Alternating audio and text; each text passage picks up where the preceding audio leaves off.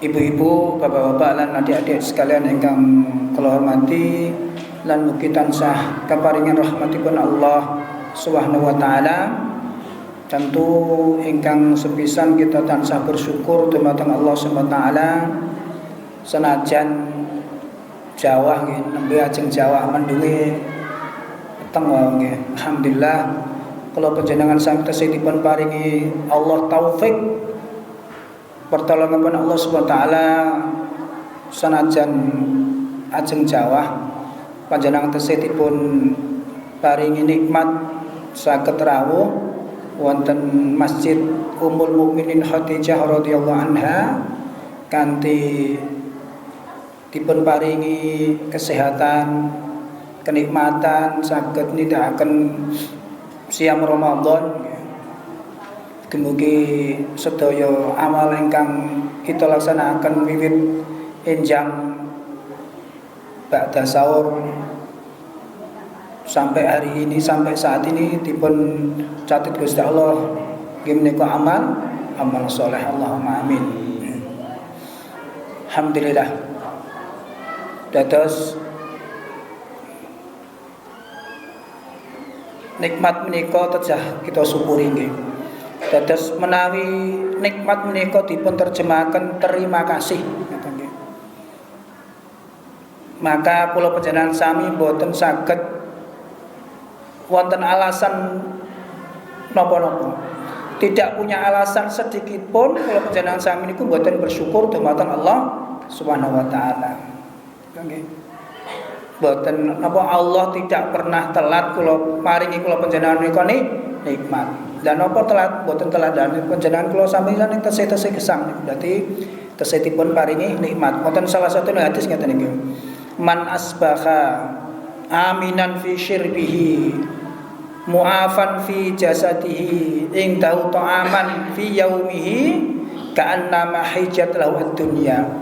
Sinten mawon ingkang wonten enjangipun wonten wedal enjang menika aman nyaman gitu nggih. Wonten kriyanipun piyambak-piyambak nggih. Aman nggih Indonesia nggih Bu nggih. Aman nggih. Niki sederek kita ingkang nembe tindak umroh nggih rada ketir-ketir niki gitu. Pesawate delay Bu. Pesawate delay niku ning Jeddah niku para mboten stres jenengan niku. Teng Jeddah lah kula wingi teng Jeddah beberapa jam pun stres gitu nggih. Suwi banget niku lah niki Jeddah apa tapi mboten wonten kepastian niku. Waduh, dong kelekaran ning bandara niku. Waduh. Ya. Pesawate wedi bom nggih. Wedi nek nyasar gitu nggih. Aminan fi syirbihi mu'afan fi jasadihi dipun paringi napa nggih badan sehat nggih. Sehat sedaya nggih Bu, Bapak. Alhamdulillah nggih. Iya to Mas, mosok era siat era ning masjid ngono. Indahu ta'amun fi yaumihi, masyaallah. Wonten tiyang sing mboten gadah maaman iki. Alhamdulillah poso niku malah penuh bergizi nggih Bu. Poso nek biyen prihatin nek sakniki napa Bu? Wah, maam iki ora tau ora ayam-ayam. Sesuk ayam meneh itu nggih. Jadi bosen, ampun bosen. Nggih. Kalau di tempe nggih. Tapi poso niku kan benten. Poso niku kathah nikmat nggih. Masyaallah nggih. Mboten nate napa kekurangan gitu. Berlimpah-limpah gitu. Niku nikmate Gusti Allah. Nggih. Ka'anna mahijat lahu ad-dunya. Tiang niku nek memiliki 3 pro niki nggih Bu. Aman isu-isu aman ora ana gangguan apa-apa gitu nggih. Badane sehat, duwe makman niki napa seolah-olah dunia itu di dalam genggamannya. Bon, pripun niki? Lah standar Islam bersyukur ngoten niku gitu. Ampun tangi turu mikirke Fortuner ya Muhammad sirah. Kayak penghasilannya 3 juta lah terus piye niku? Akhirnya mah korupsi nggih. Ampun nggih. Jadi Islam, konsep Islam niku ngajaraken kula panjenenganku sederhana gitu nggih. Sederhana. Sederhana niku ya napa mawon sing dibutuhke niku mawon nggih. Sesuai dengan kebutuhan gitu. Jangan melampaui kebutuhan gitu nggih. Nek bayare 2 juta ya wis mikire ya motor ya sing biasa wae to. Ora usah mikir sing gede-gede, mungkin jenengan mumet to. Cicilane pendak bulan ngene ten dereng tumbas niki akhire mumet iki. Pokoke gadah motor ingkang saged nganter kula panjenengan sami pados damelan nafkah keluarga pun alhamdulillah. Mboten sami mikir sing ado-ado niki. Niki konsep niki. Ketoke gampang, niki nggih angel nggih. Keranten tiyang niku asring ndelok nikmat apa niku tiyang sanesipun. Lah niki masalah iki to. Orang itu menjadi napa nggih? Berpikir napa berat niku karena melihat nikmat orang lain. Padahal nikmat orang lain itu mboten tanggung jawab kula panjenengan pun sami gitu nggih. Kudu bersyukur. Nah, salah satu doa niki kedah jenengan sing jenengan kedah resapi mengatakan niku. Doa ketika bangun tidur. Apal mboten adik-adik? Ayo. Doa ketika bangun tidur apal mboten? Ayo. Apal ora? Apal? Oh, niki nggih. Doanya gampang adik-adik, ada yang hafal? Doa ketika bangun tidur. Alhamdulillahilladzi ahyana ba'dama amatana wa ilaihin nusyur. Artinya segala puji bagi Allah yang telah menghidupkan kami setelah mematikan kami. Duh, nek niku jenengan maca tok sekedar boten direnungke, jenengan syukure mun biasa mawon. Alhamdulillahirabbil ahyana terus. Tapi nek jenengan resapi coba, segala puji Allah yang telah menghidupkan kembali setelah mematikan. Masya Allah. Loh, tidur itu kan diibaratkan seperti orang mati. Maka doa sebelum tidur dan nanti bangun tidur itu penting loh Bu. Bayangkan Bu, segala puji Allah yang telah membangunkan kami setelah mematikan. Jenengan itu nggak kesih gesang arep ngopo saged Bu. Gitu. Pripun? Mengko arep sarapan pecel iso nek isih urip gitu nggih. Nggih, gitu. Arep tindak showroom ganti motor anyar iso. Ajeng napa pripun? Ajeng dolan ning Nerencangi saged. Napa apa saja bisa dilakukan ketika seorang itu masih diberikan kehidupan. Nek pun mati ora iso. Makanya jenengan resapi, ya Allah tesih urip niku masyaallah luar biasa. Karena kehidupan menika dirindukan orang-orang yang sudah meninggal. Laula akhartani fasaddaqa wa akum minas sholihin. Ketika di surat Al-Munafiqun gitu ya. Seorang ketika sudah diwafatkan itu ingin dihidupkan kembali agar menjadi apa? Bisa bersedekah. Wa akum minas sholihin. Sedekah niku apa?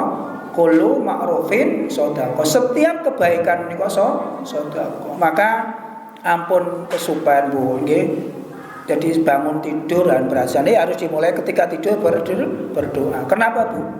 Karena tidur itu berdoa Bu. Rugi jenengan nek mboten doa banyak zikir itu rugi kalau ketika tidur itu tidak berdoa dan berwudu dan sebagainya. Pripun? Karena apa? Jenengan wingi mireng mboten kejadian sedayu no. Gitu. Brigadir Joksin kalau wasal salah di beritanya itu nggih. Pas tidur itu mungkin sudah itu nggih. Makanya dibabat itu nggih. Naudzubillah min dzalik.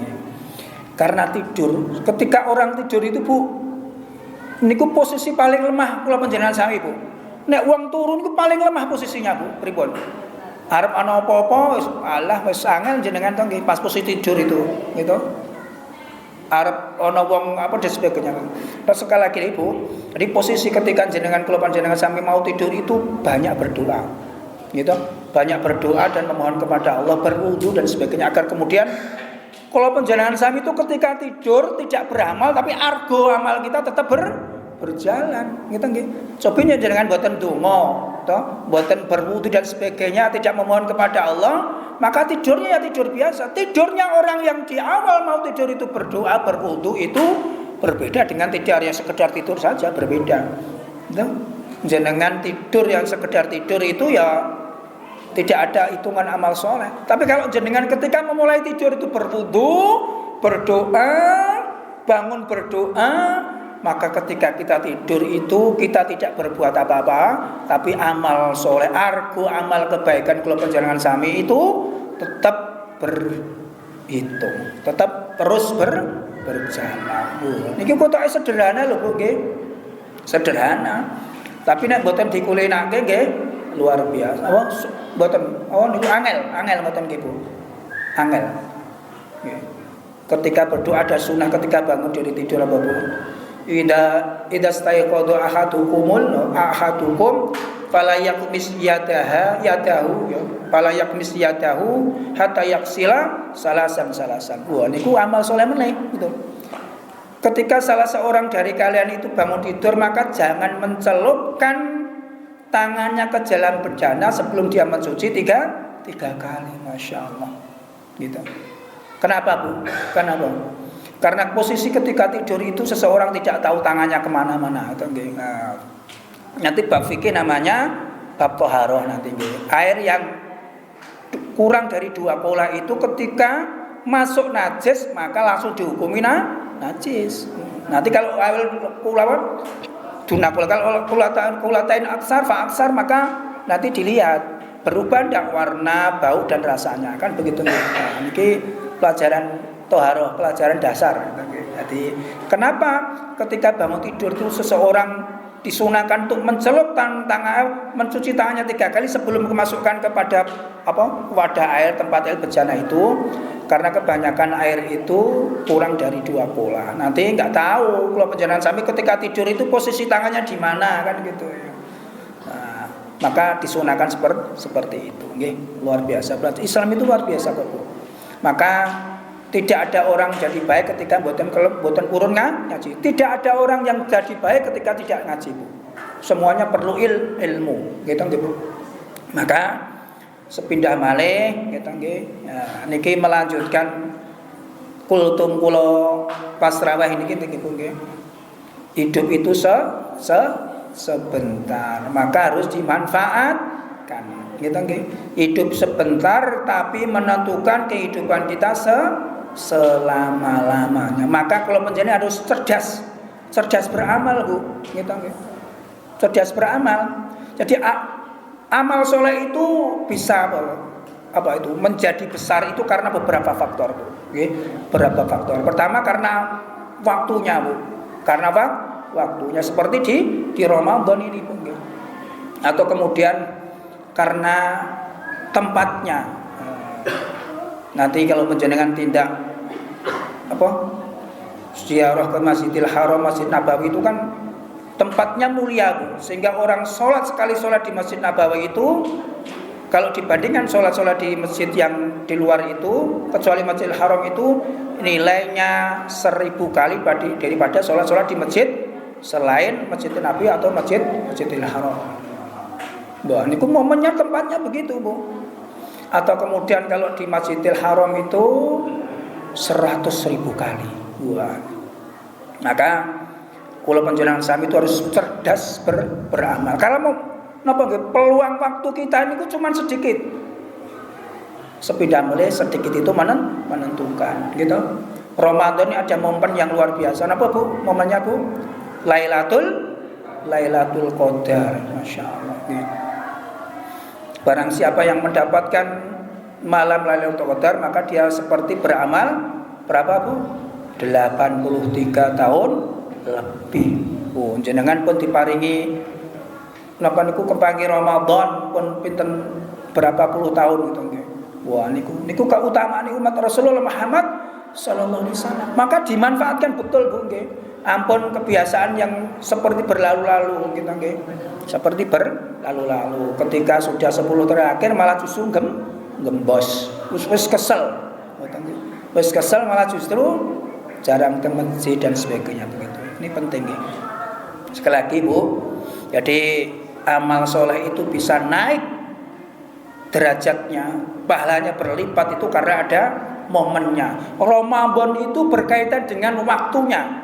Maka jenengan ampun sia-siake gitu. Jangan sia-siakan momen sekecil apapun di Ramadan gitu. Banyak Bu. Di Ramadan itu sunahkan banyak membaca Quran, sedekah, napa mon iktikaf nanti nggih, iktikaf. Wonten hadis luar biasa. Man sholal maghriba wal isya'a fi jama'atin hatta yaqtadi Ramadan faqad adraka lailatal qadri bihadzin wafirin. Barang siapa yang sholat maghrib berjamaah dan isya berjamaah sampai Ramadan selesai itu, dia orang seperti itu telah mendapatkan bagian dari Lailatul Qadar itu dengan bagian yang besar. Karena Lailatul Qadar itu waktunya kan malam gitu. Maka jangan ditinggalkan Bu, sholat jamaah di masjid gitu. Habis jamaah maghrib, jamaah isya, maka insya Allah orang seperti ini, kata dalam hadis ini nanti di kitabnya Fathul Mu'in itu ada, itu seperti orang seperti itu sudah mendapatkan bagian banyak dari Lailatul Qadar. Hadis yang lebih ringan Nabi man sholal maghriba akhir Ramadan faqad adraka Lailatul Qadar. Maka barang siapa yang sholat maghrib di akhir Ramadan, maka dia telah mendapatkan Lailatul bagian dari Lailatul Qadar. Nah, kalau isya jam maghrib itu bagian besar. Nek maghrib tok ya dapat bagian, ya persane mboten ndok lho ngaten gitu. Nah, maka nek pengen angsal jenengan ya rasa absen salat setiap saat di masjid setelah berjamaah. Wis ganjil ya oke, genap ya oke kan ngoten niku terus ya.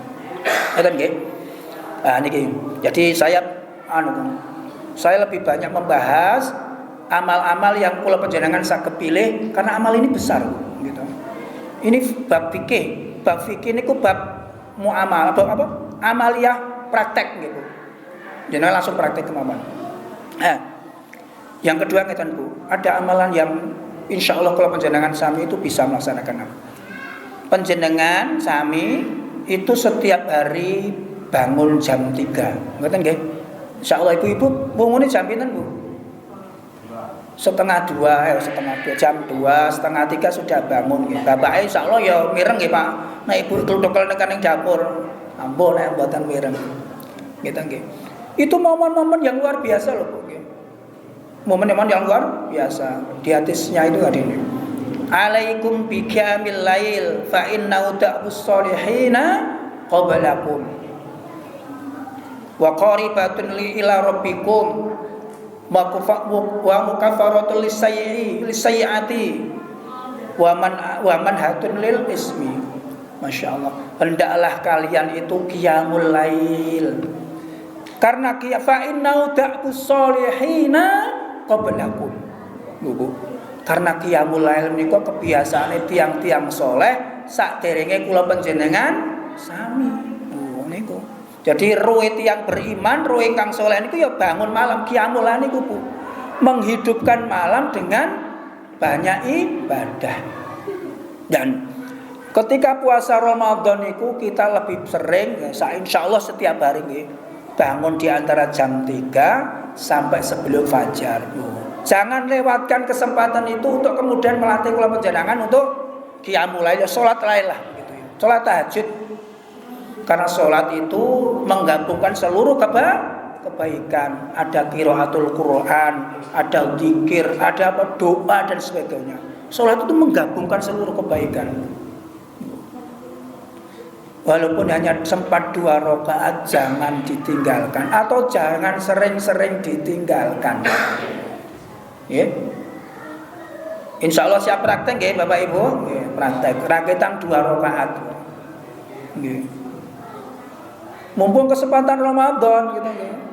Karena kalau tidak Ramadan biasanya berat, apalagi kalau pas musim hujan nggih. Arep tangi kok wademes, mancal kemul-mule. Ajal kemul-mule. Nggih. Wa qaribatun ila rabbikum, qiyamul lail menika Bu mendekatkan kula panjenengan sami kepada Allah Subhanahu wa taala, Rabb kita Bu. Masyaallah nggih.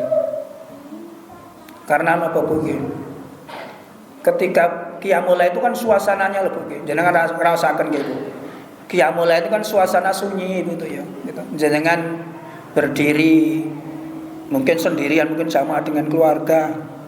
Suasana sunyi, pikiran masih fresh, kemudian baca Quran, berdoa dengan lirih itu sangat mendekat kula panjenengan sampai kepada Allah Subhanahu wa taala.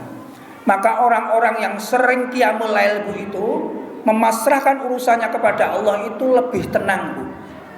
Lebih tenang. Kalau orang itu tenang hidupnya, yakin dengan Allah Subhanahu wa taala itu gak gampang stres, maka itu apa Bu? Orang itu tidak gampang terserang penyakit. Karena kebanyakan orang yang terkena penyakit itu wong sing stres. Stres itu gitu. Ya, maka tiang itu kalau sering qiyamul lail, sering di ujung-ujung waktu niku nggih sepertiga malam terakhir itu nggih banyak bermunajat kepada Allah, memasrahkan seluruh urusannya kepada Allah, itu insya Allah lebih tenang. Sekali lagi, kalau orang tenang, jiwanya tenang, batinnya tenang, yakin dengan Allah Subhanahu wa taala, insya Allah hidupnya lebih berkah. Masya Allah. Ngoten nggih. Wa mukaffaratun lisayyiati. Qiyamul lail itu bisa menghapuskan keburukan kepada diri yang ada pada diri kita gitu. Kemudian waman atul lil ismi, bisa mencegah dari kita untuk berbuat dosa. Kenapa Bu? Orang yang senantiasa qiyamul lail itu dekat dengan Allah itu Masya Allah hatinya hidup Bapak Ibu sekalian. Kalau hati hidup itu Pak, Masya Allah, ketika hati seseorang itu hidup, 56 kurang 4 ya. Aduh, cepet banget ya. Nggih. Tak kalau cepet nggih. Ini prakteknya. Kalau seseorang hatinya hidup Bapak, Masya Allah, orang itu akan mempunyai basyirah. Basyirah itu ya apa? Mata batinnya begitu ya. Mata batinnya itu terjaga begitu ya. Ketika dia mau melaksanakan kemaksiatan itu mesti ada sesuatu yang datang kepada diri kita tuh nggak enak. Seperti pernah ada seorang sahabat datang pada Rasulullah. Si tatas alu anibir. Apakah engkau datang kepadaku datang untuk menatakan kebaikan? Apa kata Rasulullah? Fastafti qalbika. Tanya kepada itu. Jadi hati yang hidup itu Bu, hati yang dekat dengan Allah, terjaga dari hal-hal yang buruk itu, hatinya hidup. Hati hidup itu memberikan apa Bu? Sinyal kebaikan kepada diri kita. Nek arep nglakoni sesuatu yang buruk itu hatinya menolak begitu. Dan ketika melaksanakan kebaikan itu hatinya tenang dan sebagainya. Ya. Yang kedua Bapak Ibu sekalian penting ya. Dua contoh ini Bu. Nanti ada satu contoh lagi. Itu ciri-ciri orang penghuni surga di surat Adiyat. A'udzubillahi minasyaitonir rajim. Innal muttaqina fi jannati wa uyun. Akhidina ma atau rabbuhum innahum kanu qabla dzalika muhsinin. Kanu qalilan minal laili ma yahjaun wa bil asharihum yastaghfirun. Sesungguhnya orang-orang beriman itu, orang-orang bertakwa itu akan berada di surganya Allah Subhanahu wa taala, dan di situ ada uyun. Uyun itu mata air yang membuat hati kita tenang. Akhidina ma atau rabbuhum, mereka itu mengambil apa yang Allah berikan kepadanya.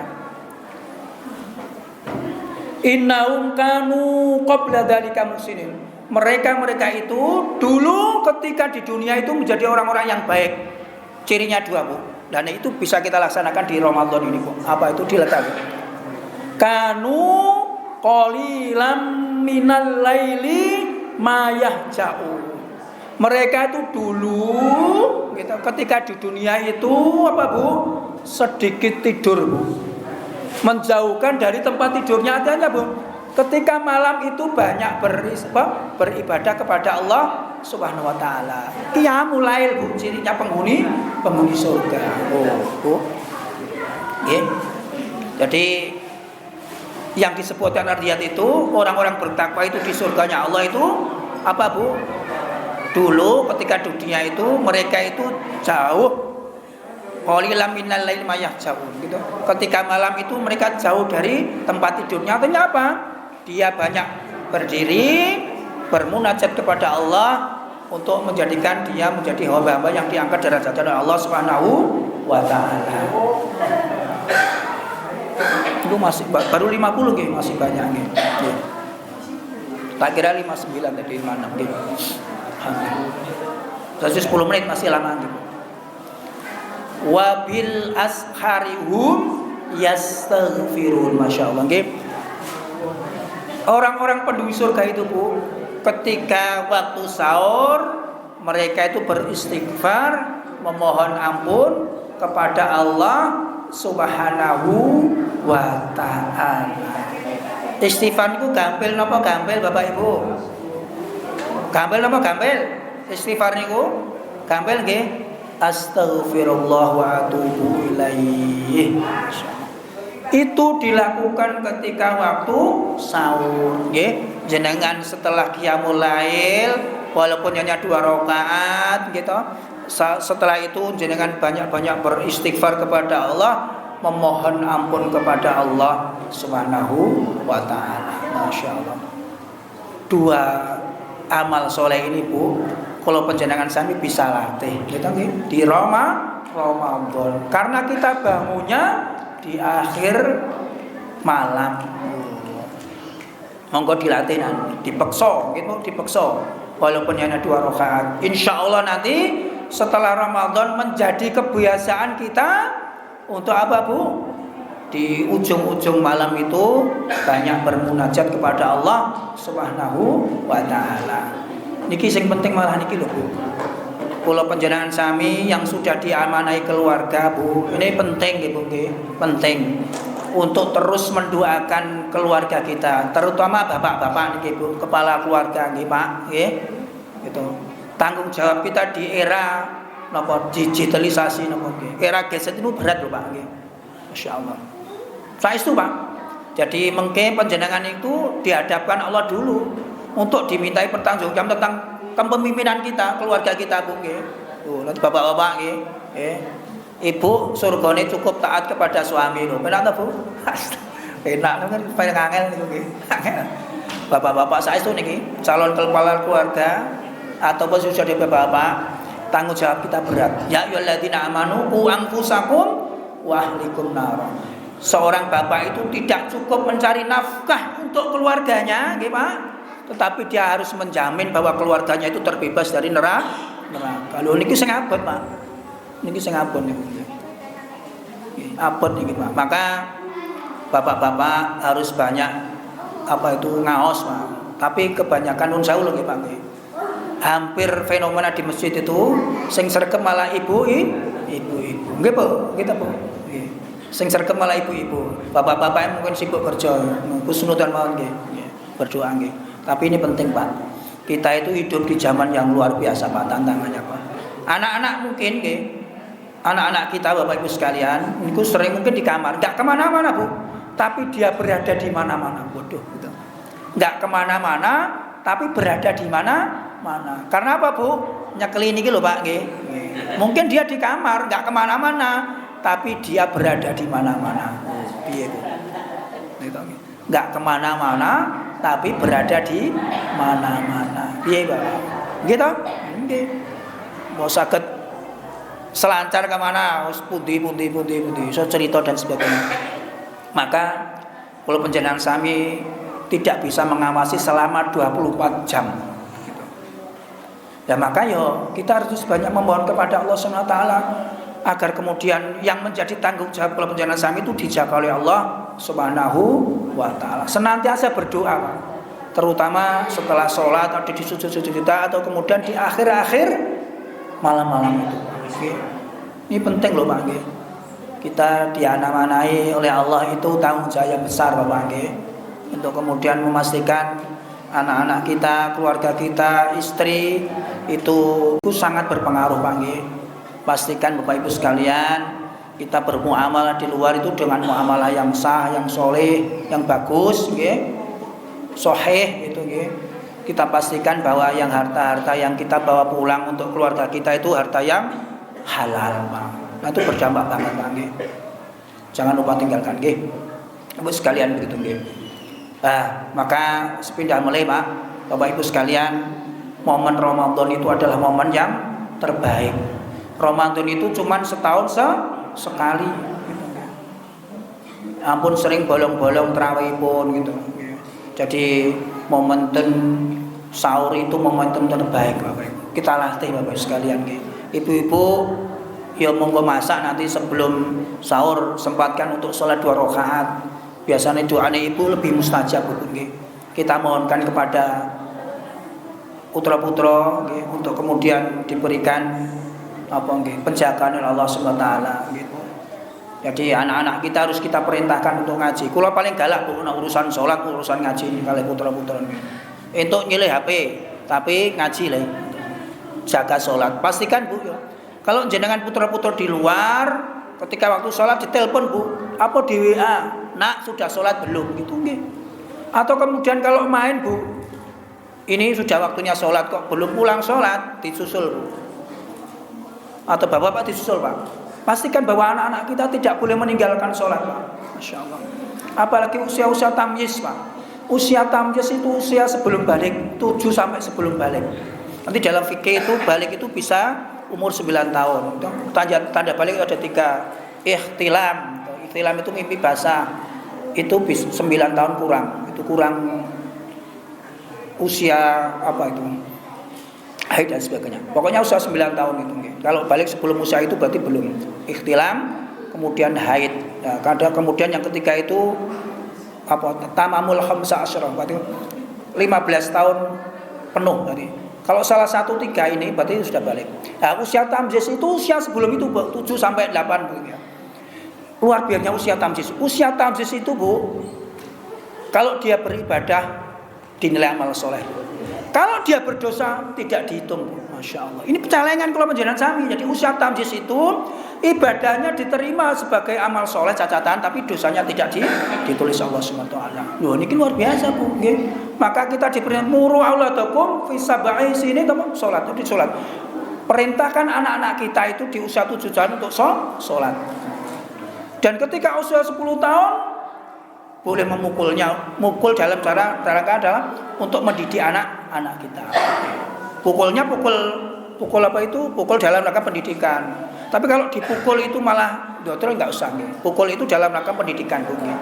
Tapi kalau dipukul kok tetap nggak bisa ya jangan dipukul. Nggak boleh menyakiti itu. Adik-adik pernah dipukul enggak ini? Ketika suruh sholat masih ndablek gitu.